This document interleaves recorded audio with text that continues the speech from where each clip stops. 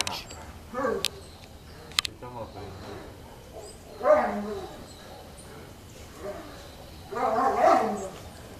Che sarebbe?